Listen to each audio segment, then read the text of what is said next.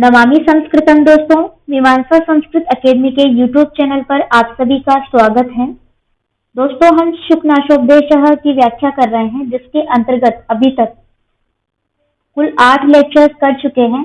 यदि आपने उन लेक्चर्स को नहीं देखा है तो जाकर के देखिए, प्लेलिस्ट में मिल जाएंगे आपको। शुकनाशोपदेश की प्लेलिस्ट एक अलग से है, या फिर आपको प्लेलिस्ट का लिंक डिस्क्रिप्शन में मिल जाएगा, वहां से भी आप देख सकते हैं। लेकिन पूर्व के जब देखेंगे तभी आपको आगे का समझ में आएगा, तो ये बात ध्यान रखिए, ठीक है। तो चलिए, बिना किसी विलंब के हम प्रारंभ करते हैं शुकनाशोपदेशः का आगे का भाग। तो देखिए दोस्तों, यहाँ तक हम कल की कक्षा में पूर्ण कर चुके थे, जिसमें हमने जाना कि दुष्ट स्वभावी राजाओं के लिए कोई भी कार्य उपयुक्त नहीं हो सकता है। क्यों? क्योंकि उनका विश्वास कौटिल्य अर्थशास्त्र में है। उनका जो पुरोहित है वो बड़ा क्रूर है, हिंसक है, और मंत्री उपदेशक जो है, उपदेश करने वाला, वो दगाबाज है, धोखेबाज है। लक्ष्मी की प्राप्ति ही इनका मूल उद्देश्य है या मुख्य उद्देश्य है, तथा भाइयों की हत्या करने में जो प्रसन्न है, ऐसे राजाओं के लिए इस जगत में कुछ भी सद्कार्य नहीं हो सकते हैं, ठीक है। तो हमने क्या कहा था कि नरपति सहस्त्र भुक्तोज्जितायाम लक्ष्मी आ सकती है, ठीक है। अर्थात हजारों राजाओं के द्वारा भोग कर छोड़ दी गई लक्ष्मी में ही जिनकी आसक्ति है, लगाव है। लक्ष्मी आसक्ति माने लक्ष्मी में आसक्ति है, लगाव है, ठीक है। मारणात्मकेषु शास्त्रेषु अभियोगः, अर्थात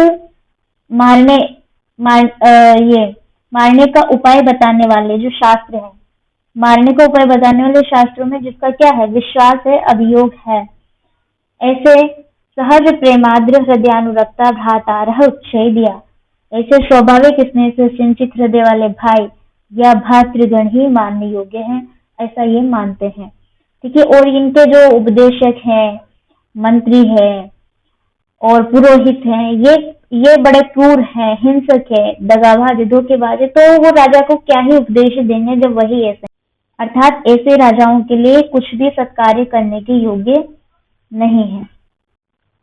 आगे देखिए दोस्तों, तद एवं प्राय अतिकुटिल कष्ट चेष्टा सहस्र दारुणे राज्यतंत्रेऽस्मिन् महामोहकारिणी च यौवने कुमार तथा प्रियतेथा यथा नोपहत्यसे जनैः। यहाँ तक देख लेते हैं। तद एवं प्राय, अर्थात इस प्रकार के, अतिकुटिल माने अत्यंत कुटिल, कष्ट चेष्टा सहस्र दारुणे, अर्थात बहुत कष्टदायक तथा हजारों चेष्टाओं से दारुण माने भयानक, हजारों चेष्टाओं से भयानक, राज्यतंत्रे अस्मिन्, अर्थात इस राज्य तंत्र में, च और महामोहकारिणी च यौवने, महामोहकारिणी माने बहुत अधिक वासनाओं से भरे हुए, और यौवने सप्तमी विभक्ति एकवचन है। तो यौवन में, नव यौवन में, कह रहे हैं कि नव यौवन में बहुत अधिक वासनाओं से भरे हुए कुमार, हे कुमार, संबोधन कर रहे हैं चंद्रापीड़ को। शुकनाथ कह रहे हैं कि हे कुमार चंद्रापीड़, ठीक है, हे पुत्र चंद्रापीड़, इस प्रकार के अत्यंत, तद एवं प्राय, इस प्रकार के अति कुटिल माने अत्यंत कुटिल, कष्ट चेष्टा सहस्र दारुणे, अर्थात बहुत कष्टदायक तथा हजारों प्रकार की चेष्टाओं से भयानक, राज्य तंत्रेऽस्मिन्, इस राज्य तंत्र में, तथा महामोहकारिणी च, तथा महामोहकारिणी माने बहुत अधिक वासनाओं से भरे हुए, यौवने नव यौवन में, कुमार हे राजकुमार चंद्रापीड़, तथा प्रियते था यथा नोपहत्यसे जनैः, तुम इस प्रकार से, इस प्रकार का प्रयत्न करो, तथा प्रियते था, इस प्रकार का प्रयत्न करो जिससे लोग तुम्हारी हंसी न उड़ाए। नोपहत्यसे जनैः मतलब जन, जो लोग हैं वो तुम्हारी हंसी न उड़ाए, और कह रहे हैं कि न निंद्य से साधु भी है, जो साधु जन है यानी सज्जन है, वो तुम्हारी निंदा न करे। न धिक्रिय से गुरु भी है, गुरुजन तुम्हें धिक्कार न कहे, मतलब धिक न कहे, ठीक है। और कह रहे हैं कि नौपलब्ध से सुहृदि है, माने सच्चे मित्र तुम्हें उलाहना न दे। तो वो ये समझा रहे हैं चंद्रापीड़ को कि हे पुत्र चंद्रापीड़, इस प्रकार के अत्यंत कुटिल, बहुत कष्टदायी तथा हजारों प्रकार की चेष्टाओं से भयानक इस राज्य तंत्र में, जो अभी तक हम बता चुके हैं आपको, ठीक है, इस प्रकार के राज्य तंत्र में, इस प्रकार के राजाओं के बीच में या राज्य तंत्र में, तथा बहुत अधिक जो क्या है, बहुत अधिक वासनाओं से भरे इस नव यौवन में तुम, अर्थात हे राजकुमार, कुमार माने हे राजकुमार चंद्रापीड़, इस प्रकार का प्रयत्न करो तथा प्रियते था, इस प्रकार का प्रयत्न करो यथा नौपहस्य से जन है, कि जो जन है, लोग है, वो तुम्हारी हंसी उड़ाए, तुम पर हंसे नहीं। न निंदे से साधु भी है, साधु जन जो सज्जन जन है वो तुम्हारी निंदा न करे। न धिक्रिय से गुरु भी है, और गुरुजन तुम्हें धिक्क न कहे, धिक्कार न कहे। और नौपलब्धि से सुहृद भी है, सच्चे मित्र तुम्हें किसी भी प्रकार का उलाहना न दे। ठीक है, आगे देखिए, न शोच से विद्वद्भि यथा च न प्रकाश्य से विटय, न प्रहस्य से कुशलय, न आस्वाद्य से भुजंगय, न लुप्य से सेवक वृक्कय, न वंच से दूरतय, न प्रलोभ्य से वनिताभिः। न शोच से विद्वद्भि माने जो विद्वत जन है, विद्वान है, वो तुम्हारे विषय में शोक न करे। शोच से माने शोक न करे, ठीक है। और कह रहे हैं कि यथा च न प्रकाश्य से विटय। विट शब्द का मतलब होता है दूर्त, ठीक है। यदि आपने समास प्रकरण पढ़ा हो या फिर नृत्यकटिकम नामक प्रकरण पढ़ा हो, तो यहाँ पर ये शब्द बड़ा आता है विट, ठीक है। विट एक दूर्त होता है जो जुआ इत्यादि क्रीड़ाओं में लिप्त रहता है। तो ये कह रहे हैं कि यथाचन प्रकाश्य से बिटाया, और जो दूर्त लोग है तुम्हें अपने जैसा न कह दे, ठीक है। अर्थात न शोच से विद्वद्भि, जो विद्वान जन है तुम्हारे विषय में शोक न करे। यथाचन प्रकाश्य से बिटाया, और दूर्त जन जो है तुम्हें अपने जैसा न कहे। न प्रहस्य से कुशलय, ठीक है। कुशल का तात्पर्य होता है चतुर या चालाक। तो चतुर व्यक्तियों के द्वारा, कुशलय चूंकि यहाँ पर तृतीय विभक्ति वचन है, विद्वद्भि विटय, ठीक है, और भुजंगय, दूरतय, वृक्कय, ये सब तृतीय विभक्ति बहुवचन है। तो इनके द्वारा तुम ठगे न जा सको, इनके द्वारा तुम अपने जैसा न कहे जा सको, ठीक है। वही कह रहे हैं कि विद्वान तुम पे शोक न करे, और तुम जो हो दूरतों के द्वारा ऐसे अपने जैसा न कहे जा सको। और न प्रहस्य से कुशलय, माने कि चतुर व्यक्तियों के द्वारा या चालाक व्यक्तियों के द्वारा न प्रहस्य से, अर्थात हंसी के पात्र नहीं बन जाओ या न बन सको, ठीक है। न आस्वाद्य से भुजंगय, न आस्वाद्य से भुजंगय, माने कुटिल जो व्यक्ति है, कुटिल लोभी तुम्हारे धन का स्वाद न लेवे, ठीक है। जो भुजंगय मतलब जो गुंडे हैं, कुटिल हैं, तो वो तुम्हारे धन का स्वाद न ले ले, यही तात्पर्य है। आस्वाद्य से तुम नोच कर नहीं खा लिए जाओ, ठीक है, ऐसा है। न आस्वाद्य से तुम नोच कर नहीं खा लिए जाओ। और कह रहे कि न अवलुप्य से सेवक वृक्कय, सेवक वृक्कय मतलब कह रहे हैं कि सेवक वृक्कय का तात्पर्य होता है सेवक जो है, उन सेवकों के द्वारा तुम्हारा क्या न हो जाए, अवलुप्य से सर्वनाश न हो जाए। देखिए, सेवकों को यहाँ किस प्रकार की संज्ञा दी गई है, कह रहे हैं कि नौकर जो है, नौकर रूपी बेड़ियों से तुम जो हो नवलुप्त से, ठीक है, माने सेवकों के द्वारा तुम्हारा क्या न हो जाए, सर्वनाश न हो जाए, नौकरों के द्वारा। अब नौकरों को संज्ञा दी है बेड़ियों की, ठीक है। तो बेड़ियों के रूप में जो सेवक है, नौकर है, या सेवक रूपी बेड़िया है, वो तुम्हारा सर्वनाश न कर दे, ऐसा तात्पर्य है, ठीक है। न वंच से दूरतय, माने दूर तो तुम्हें जो है लूट न ले, वंचना न कर दे तुम्हारे साथ में, ठीक है। वंचना का मतलब छल भी होता है, और लूटना, छल वही हो गया एक तरीके से, जहाँ छल होगा वहां लूटना ही हो गया। तो न वंच से दूरतय माने दूर तो तुम्हें लूट न ले, छल न कर ले। और न प्रलोभ्य से वनिता भी है, माने कि जो सुंदरी नारियां हैं, वनिता का मतलब होता है स्त्री, नारी, ठीक है, नारियां। और अंगनाएं, ये शब्द पर्यायवाची हैं स्त्री के। तो वनिता भी हम माने नारियों, सुंदरी नारियों के द्वारा तुम्हें जो है न प्रलोभ्य से प्रलोभन नहीं दिया जा सके, या उनकी तरफ तुम आकर्षित न हो, ठीक है। तो तात्पर्य क्या है, शुकनाथ चंद्रापीड़ को क्या समझाने का प्रयत्न कर रहा है, वो यही कह रहे हैं कि सज्जन जो है तुम्हारी निंदा न करे, गुरुजन तुम्हें दिक् न कहे, सच्चे मित्र तुम्हें उलाहना न दे, विद्वान तुम्हारे विषय में शोक न करे और दुष्ट तुम्हें अपने जैसा न कहे, चालाक व्यक्ति तुम्हें छल न कर दे, तुमसे छल न कर ले, कुटिल लोभी जो प्राणी है इस प्रकार के तुम्हारे धन का स्वाद न ले लेवे, मतलब तुम्हारे धन को नोच कर न खा ले जाओ, या तुम नोच कर नहीं खा लिए जाओ, ठीक है। और जो बेड़िए के रूप में सेवक है वो तुम्हारा सर्वनाश न कर दे, धूर्त तुम्हें लूट न ले, सुंदरी स्त्रियां जो सुंदरियां हैं नारियां तुम्हें आकर्षित न कर ले, इस प्रकार के तुम्हें बनना है। आगे क्या कहते हैं देखिए, न विडम्बे से लक्ष्म्या, न नृत्य से मदेन, न उन्मत्ति क्रिय से मदनेन, न क्षिप्य से विषय, न वकृष्य से रागे, न प्रिय से सुखेन। देखिए, न विडम्बे से लक्ष्म्या, लक्ष्म्या माने लक्ष्मी के द्वारा या धन संपत्ति के द्वारा, ठीक है। न विडम्बे से मतलब धोखा नहीं दिया जा सको, ठीक है, लक्ष्मी के द्वारा तुम्हें धोखा न दिया जा सके, ऐसा तात्पर्य है। और न नृत्य से मदेन, मदेन माने मद, उन्माद या घमंड, तो घमंड या उन्माद द्वारा न नृत्य से नचाए नहीं जा सको, ठीक है।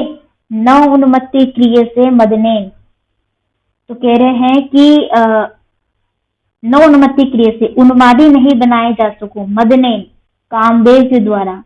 मदन जो शब्द है ये कामदेव का पर्यायवाची शब्द है, तो कह रहे हैं कि मदनेन यानी मदन कामदेव के द्वारा जो हो तुम उन्मादी नहीं बनाए जा सको।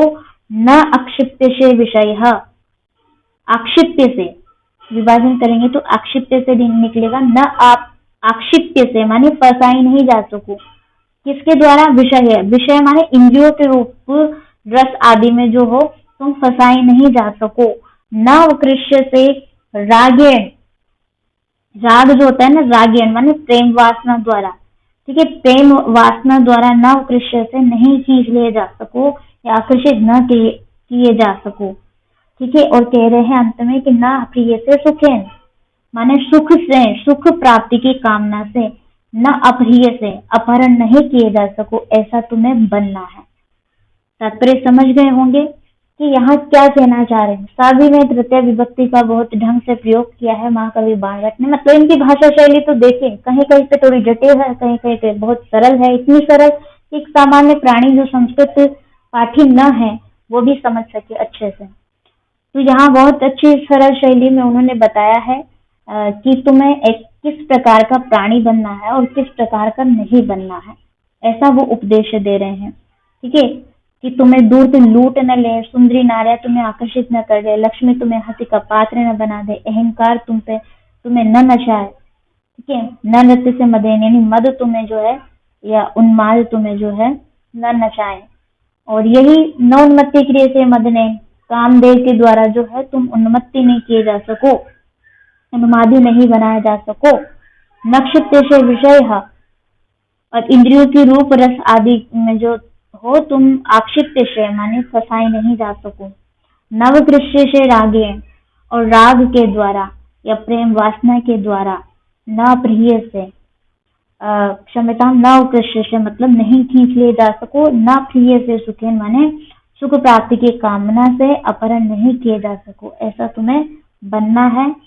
और ऐसा आपको भी बनना है क्योंकि उपदेश आप भी तो ले रहे हैं। आगे बढ़ते हैं, देखिए, कामं भवान प्रकृत्या एव धीरः पित्रा च महता प्रयत्नेन समारोपित संस्कारः तरल हृदयं प्रतिबुद्धं च मदयन्ति धनानि तथापि भवद्गुण संतोषो माम एवं मुखरीकृतवान। क्या कह रहे हैं शुकनाश, काम माने निश्चय से निस्संदेह, भवान अर्थात आप, ये जो शब्द है चंद्रापीठ को कह रहे हैं, भवान माने आप, प्रकृत्या एव अर्थात स्वभाव से ही, धीरः पित्रा धैर्यशाली हो, धीरः माने धैर्यशाली हो, पित्रा च और पिता में, महता प्रयत्ने बहुत प्रयत्न करके, समारोपित संस्कारः माने उदात्त संस्कारों को आपने भर दिया है, समारोपित कर दिया है। समारोपित का मतलब है आपने ऐसे संस्कार, उदात्त संस्कार डाल दिए हैं, किसमें, पित्रा महता प्रयत्न, पिता के द्वारा बहुत प्रयत्न से, तो कह रहे हैं कि निश्चय से निसंदेह भवान आप प्रकृत्या एव स्वभाव से ही धीरा मतलब धैर्यशाली हो, पित्राज और पिता के द्वारा महता प्रयत्न बहुत प्रयत्न करके समारोपित संस्कार जो है उदात्त संस्कारों को आप में समारोपित कर दिया गया है या भर दिया गया है। ठीक है। तरल हृदयम प्रतिबुद्धं च मदयंती धना। क्या कह रहे हैं? तरल हृदयम। तरल हृदयम माने चंचल हृदय वाले, अप्रतिबुद्धम। ठीक है, विभाजन करेंगे। अप्रतिबुद्धम, अप्रतिबुद्धम यानी असावधान व्यक्ति को धनानी मदयंती धन संपत्ति मद से भर देती है, ये अहंकार से भर देती है। ठीक है। तथापि तथापि तो भी भवत गुण संतोषो, भवत गुण संतोष आपके गुणों से संतोष होने के कारण ही माम एव मुखरीकृतवान मैं इस प्रकार कहने को बाध्य हुआ हूँ। तो यहाँ शुकनाथ जो है चंद्रापीड़ की विशेषताओं के विषय में बता रहे हैं कि तुम धैर्यशाली हो और पिता ने आप में बहुत प्रयत्न करके उदास संस्कारों को भर दिया है, समारोपित कर दिया है, फिर भी ये जो चंचल हृदय वाले और असावधान व्यक्ति हैं, इन व्यक्तियों को धन संपत्ति अहंकार से भर देती है, मद से भर देती है। तो भी तथापि तो भी भवद गुण संतोष माम एव मुखरीकृतवान आप ये गुणों से संतुष्ट होने के कारण ही मैं इस प्रकार कहने को बाध्य हुआ हूँ। यानी कि मैं इसीलिए तुमसे कह रहा हूँ कि तुम जो हो इस उपदेश को ठीक से सुन सकते हो और समझ सकते हो। आगे देखिए क्या कह रहे हैं शुकनाश। देखिए दोस्तों, इदम एव च पुनः पुनः अभिधीय से, स है यहाँ पर अभिधीय से, विद्वांसमपि सचेतनमपि महामहत्वमपि अभिजातमपि धीरमपि प्रयत्नवन्तमपि पुरुषम इयम दुर्विनीता खलि करोति लक्ष्मीः इति।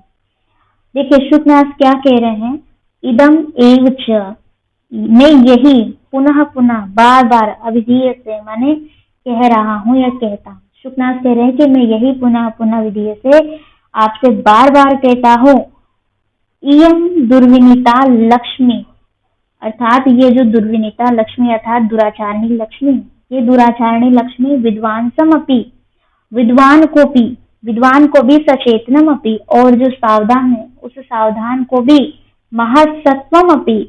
ठीक है, महासत्व माने महाशक्तिशाली या अत्यंत बलवान को भी, अभिजातम अपि और कुलीन को भी, अभिजात का मतलब होता है कुलीन, तो अभिजातम अपि माने कुलीन को भी, धीरम अपि अर्थात धैर्यशाली को भी, प्रयत्नवंतम अपि और प्रयत्नवंतम माने प्रयत्न करने वाले पुरुष को भी, प्रयत्नवंतम अपि माने प्रयत्न करने वाले पुरुष को भी खली करोति अर्थात पथ भ्रष्ट कर देती है, खलीकृत कर देती है। तो लक्ष्मी के विषय में क्या कह रहे हैं चंद्रापीठ से कि मैं यही पुनः पुनः अभिधेय से तुमसे बार बार कह रहा हूँ, आपसे बार बार कह रहा हूँ कि इयम दुर्विनीता लक्ष्मी, ये जो दुराचारणी लक्ष्मी है, विद्वांसम अपि विद्वान को भी, सचेतनम अपि सावधान को भी, महासत्वम अपि जो महाशक्तिशाली है या बलवान है, अत्यंत बलवान है, उसको भी, अभिजातम अपि और कुलीन व्यक्ति को भी, धीरम अपि धैर्यशाली व्यक्ति को भी, प्रयत्नवंतम अपि पुरुषम, ठीक है, प्रयत्नवंतम अपि पुरुषम माने प्रयत्न करने वाले पुरुष को भी खली करोति अर्थात पथभ्रष्ट कर देती है।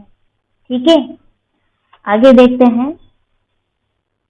देखिए, सर्वथा कल्याणैः पित्रा क्रियमाणम अनुभवतु भवान नवयौवन राजाभिषेकम मंगलम कुल क्रमागताम उद्वह पूर्व पुरुषैरूढ़ाम धूरम अवनमय द्विषताम शिरांशि उन्नमय स्वबंधु वर्गम। क्या कह रहे हैं? सर्वथा कल्याणैः, सर्वथा कल्याणैः पित्रा क्रियमाणम, पित्रा क्रियमाणम माने पिता के द्वारा प्रस्तुत, पिता के द्वारा प्रस्तुत नवयौवन राज्याभिषेकम, नवयौवन राज्याभिषेकम यानी कि नवीन युवराज्याभिषेक, नवीन युवराज्य के अभिषेक रूपी मंगलम माने मंगल को भवान आप क्या करें? सर्वथा कल्याणैः, उसे सर्वथा सभी प्रकार के कल्याणों के साथ में अनुभवतु अर्थात अनुभव करो। अनुभव तो मतलब अनुभव करो, लोट लकार में है ना। और कह रहे हैं, क्या कह रहे हैं कि कुल क्रमागताम उद्वह पूर्व पुरुषय उड़ाम धुरम। ठीक है, माने कि पूर्व पुरुषय उड़ाम यानी पुरुष पूर्वजों के द्वारा धारण किए गए, कुल क्रम आगता माने कुल परंपरा रूप में, आगताम होने वाली या आने वाली, कुल परंपरा के रूप में होने वाली पूर्व पुरुषय उड़ाम अर्थात पूर्वजों के द्वारा धारण किए गए धूरम उद्वह। ठीक है, धूरम उद्वह, धूरम का तात्पर्य है धारण करो या उद्वह राज्य के भार को धारण करो। ठीक है, तो देखिए क्या कह रहे हैं, एक बार मैं फिर से क्लियर कर देती हूँ कि वो कह रहे हैं पिता के द्वारा प्रस्तुत जो नवीन योराज्याभिषेक है, इस नवीन योराज्याभिषेक रूपी मंगल को आप सभी प्रकार के कल्याणों के साथ में क्या करो, अनुभव करो। ठीक है, और कह रहे हैं कि कुल क्रमा आगताम उद्वह, जो कुल परंपरा रूप में प्राप्त होने वाली ये परंपरा है।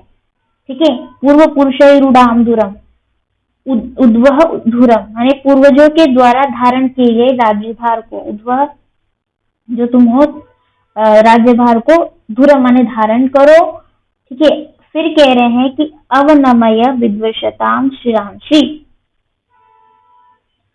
ठीक है, तो अवनमय माने कि झुका दो, विदुषाम शिरांशी माने द्विषाम। ठीक है, द्विषाम शिरांशी, द्विषाम का मतलब है शत्रुओं, तो द्विषाम शिरांशी यानी शत्रुओं के मस्तकों को क्या कर दो, अवनमय कर दो माने झुका दो, शत्रुओं के मस्तकों को झुका दो। और उन्नमय स्वबंधुर वर्गम, और अपने बंधु वर्ग या समूह को क्या करो, उन्नमय या उन्नति प्रदान करो यानी कि उठा दो। तो तात्पर्य यह है कि आप सभी प्रकार के कल्याणों के साथ साथ अनुभव करें, किसको, पिता के द्वारा प्रस्तुत नवीन योराज्याभिषेक रूपी मंगल को, और कुल परंपरा रूप में प्राप्त होने वाले तथा पूर्वजों के द्वारा धारण किए गए राज्य के भार को तुम स्वीकार करो, शत्रुओं के मस्तकों को झुका दो। ठीक है, और अपने जो बंधु समूह है उनको उन्नति प्रदान करो। तो ये हमारा यहाँ तात्पर्य है, यहाँ शिक्षा दी जा रही है शुकनाश को द्वारा चंद्रापीठ को, कह रहे हैं कि तुम्हें क्या करना है।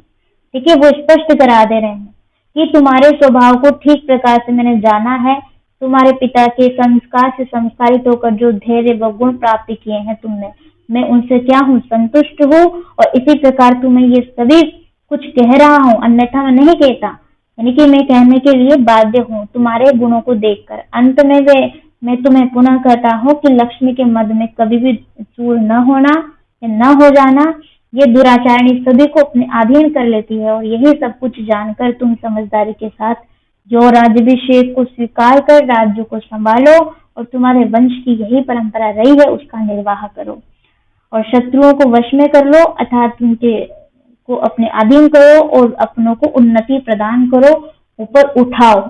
ठीक है, तो ये पूरा यहाँ तक तात्पर्य था। अब हम आगे देखते हैं। देखिए, अभिषेक अनंतरं च प्रारब्ध दिग्विजयः परिब्रह्मन् विजितामपि तौ पित्रा सप्तद्वीपभूषणां पुनर्विजयस्व वसुंधराम अयं च ते कालः प्रतापम आरोपयितुम्। ठीक है, तो क्या कह रहे हैं कि अभिषेक अनंतरम च, अभिषेक अनंतरम माने जो राज्याभिषेक के अनंतर अर्थात बाद में, अनंतर का मतलब होता है पश्चात, बाद में। तो कह रहे हैं कि यो राज्याभिषेक जब तुम्हारा हो जाए, तो यो राज्याभिषेक के बाद में प्रारब्ध दिग्विजय यानी दिग्विजय करना आरंभ कर दो। ठीक है, जो राज्याभिषेक के पश्चात दिग्विजय आरंभ करके परिब्रह्मन और चारों ओर घूमते हुए विजिताम अपि तौ पित्रा, आपके पिता तुम्हारे पिता के द्वारा जीती हुई, विजिताम अपि मतलब जीती हुई भी, सप्तद्वीप भूषणा कह रहे कि 7 द्वीपों से अलंकृत, सप्तद्वीप माने 7 द्वीपों से अलंकृत, भूषणा माने अलंकृत, तो 7 द्वीपों से अलंकृत वसुंधराम अर्थात पृथ्वी को पुनः विजयस्व फिर से विजयित करो या फिर से विजय प्राप्त करो। ठीक है, अयम च ते कालः, यही तुम्हारे लिए उपयुक्त समय है और उचित समय है। किस लिए उचित समय है, तो क्या बोल रहे हैं, प्रतापम आरोपयितुम यानी अपने प्रताप को स्थापित करने का तुम्हारे लिए यही उपयुक्त समय है। ठीक है, तात्पर्य यह है कि युवराज्याभिषेक के पश्चात दिग्विजय आरंभ करके चारों ओर घूमते हुए अपने पिता द्वारा जीती हुई 7 द्वीपों से अलंकृत इस भूमि पर फिर से विजय प्राप्त करो और अपने प्रताप को तुम स्थापित करने का तुम्हारे लिए क्या है, यही उपयुक्त समय है। अयम चते काला, यही उचित समय है। आगे देखिए क्या कह रहे हैं। देखिए, आरूढ़ प्रतापो हि राजा त्रैलोक्यदर्शीव सिद्धादेशो भवति इति एतावद् अभिधाय उपशान्तवचसि शुकनासे चन्द्रापीडः ताभिरुपदेशवाग्भिः प्रक्षालित इव। देखिए, आरूढ़ प्रतापो राजा, जो राजा अपने प्रताप को स्थापित कर लेता है। आरूढ़ माने स्थापित कर लेता है। तो जो राजा अपने प्रताप को स्थापित कर लेता है, त्रैलोक्यदर्शी व माने त्रैलोक्यदर्शी इव, यानी तीनों लोकों के दृष्टा के समान, सिद्ध देशो भवति, सिद्ध आदेशः भवति, ऐसा तात्पर्य होगा। सिद्ध आदेशः भवति माने अपने आदेश में सफल होता है। तात्पर्य क्या है कि देखिए, आरूढ़ प्रतापो राजा, जो राजा अपने प्रताप को आरूढ़ कर लेता है, स्थापित कर लेता है। त्रैलोक्यदर्शी इव माने कि तीनों लोकों के दृष्टा के समान, सिद्ध आदेशो भवति अपने आदेश में सफल होता है। इति इस प्रकार से, ठीक है, इति इस प्रकार से, एतावद माने इतना कहकर, एतावत अभिधाय इतना कह करके, एतावत अभिधाय माने इतना कह करके, उपशशाम क्या है, शांत हो गया। ठीक है, उपशांत वचसी शुकनासे, उपशांत वचसी शुकनासे माने कि शुकनास का कथन समाप्त होने पर चंद्रापीड़, जो चंद्रापीड़ था, तामीह उपदेश वाग्भीह, ठीक है, तामी उपदेश वाग्भीह माने उन उपदेश के वचनों से प्रक्षालित इव मानो धो दिया गया हो, ऐसा।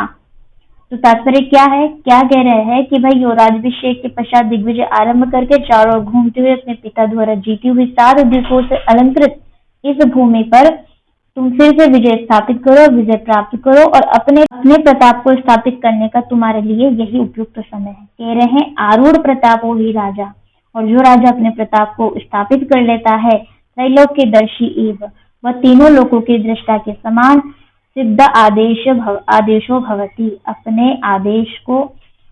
आदेश में सर्वथा सफल होता है। ठीक है, इति एतावत् अभिधाय मतलब इतना कह करके उपशशाम जो है शुकनाश शांत हो गए। इस प्रकार इतना कहकर शुकनाश शांत हो गए और शुकनाश का कथन जो है समाप्त हो गया। ठीक है, उपशांत वचसी शुकनाश का कथन जो है या वचन, उन उपदेश के वचनों से, मतलब ये कह सकते हैं शुकनाश का कथन यहीं पर समाप्त हो गया है। और चंद्रापीठ ताबीह उपदेश वाग्दी है, उन उपदेश के वचनों से प्रक्षालित इव मानो धो दिया गया हो, ऐसा। ठीक है, देखिए, उन्मिलित इव, स्वच्छीकृत इव, निमृष्ट इव, अभिषिक्त इव, अभिलिप्त इव, अलंकृत इव, पवित्रीकृत इव, उद्भाषित इव, प्रीत हृदय मुहूर्त स्थित्वा स्वभवनम अजगाम। तो यहाँ शुकनाश का जो वचन समाप्त हो गया उपदेश, उसके बाद में चंद्रापीड़ किस प्रकार का हो गया है उसके विषय में कह रहे हैं कि उन्मिलित इव, जो शुकनाश के वचन है उनके वचनों से, उपदेश से मानो विकसित हो गया, उन्मिलित मानो विकसित हो गया हो, ऐसा। स्वच्छीकृत इव, और स्वच्छ हो गया, मानो स्वच्छ हो गया हो। ठीक है, निमृष्ट इव, निमृष्ट का मतलब है मांझ दिया गया हो, तो इव मानो मांझ दिया गया हो। अभिषिक्त इव, और अभिषिक्त कर दिया गया हो। ठीक है, अभिषिक्त कर दिया गया हो। अभिलिप्त इव मानो लेप कर दिया गया हो। अलंकृत इव मानो पवित्र कर दिया गया हो। उद्भाषित इव मानो चमका दिया गया हो। उद्भाष का मतलब होता है चमककृत, ठीक है, उद्भाषित होना, तो मानो चमका दिया गया हो। प्रीत हृदय मुहूर्त स्थित्वा, प्रीत हृदय माने प्रसन्न चित्त होकर के, प्रीत हृदय अर्थात प्रसन्न चित्त होकर के, मुहूर्तम स्थित्वा ठीक है, कुछ देर तक रुक कर, मुहूर्तम है, कुछ देर तक रुक करके स्वभवनम अजगाम, अपने भवन में चला गया हो। ठीक है, तो यहाँ कथन समाप्त हो गया है शुकनाथ का। जैसे हमने यहाँ देखा, यहाँ शुकनाथ का कथन समाप्त हो जाता है और समाप्त होने पर चंद्रापीठ उन उपदेश के वचनों से मानो धो दिया गया हो और मानो विकसित कर दिया गया हो, मानो स्वच्छ हो गया हो, मानो वो मांझ दिया गया हो, मानो स्नान करा दिया गया हो, मानो लेप करा दिया गया हो, अभिषिक्त करा दिया गया हो, लेप करा दिया गया हो, मानो सुसज्जित कर दिया गया हो, मानो अर्थात अलंकार अलंकृत कर दिया गया हो। ठीक है, और मानो पवित्र कर दिया हो, पवित्र करते हो मानो पवित्र कर दिया गया हो, उद्भाषित चमका दिया गया हो, और इस प्रकार से प्रीत हृदय मुहूर्त जो है प्रसन्न चित्त होकर के कुछ देर ठहर कर, मुहूर्तम स्थित्वा, कुछ देर ठहर करके स्वभवनम आजगा माने अपने भवन में चला गया हो। तो यहाँ ये चंद्रापीठ को उपदेश देकर यह भी समझाया कि वे योराभिषेक के पश्चात दिग्विजय प्रारंभ करें, चारों दिशाओं में अपने शक्ति का प्रदर्शन करें, जिससे तुम्हारा प्रताप सर्वत्र व्याप्त हो जाए। ठीक है, तत्पश्चात तुम्हारी आज्ञा का उल्लंघन करने की किसी में भी शक्ति नहीं रहेगी। इतना कुछ कहकर शुकनाथ जो है चुप हो गए, शांत हो गए, और चंद्रापीठ ने अपने में कुछ नयापन अनुभव किया हो और वह सभी कुछ समझकर मानो पथभ्रष्ट होने से बच गया हो और कुछ देर वहीं बैठ करके जो है अपने भवन की ओर लौट गया हो। तो आज संपूर्ण शुकनाशोपदेश समाप्त हो गया है, इसका अध्ययन, और उम्मीद करती हूँ कि आप सभी लोगों को समझ में आया होगा। यदि कोई शब्द समझ में ना आया हो या अर्थ बताना छूट गया हो तो आप कमेंट करके पूछिए, आपको रिप्लाई किया जाएगा। ठीक है, तो आज यही तक पर्याप्त है। कल से हम रघुवंशम नया ग्रंथ प्रारंभ करेंगे। ठीक है, आप अंत तक हमारे साथ बने रहें, उसके लिए बहुत बहुत शुक्रिया, धन्यवाद है। नमामि संस्कृतम।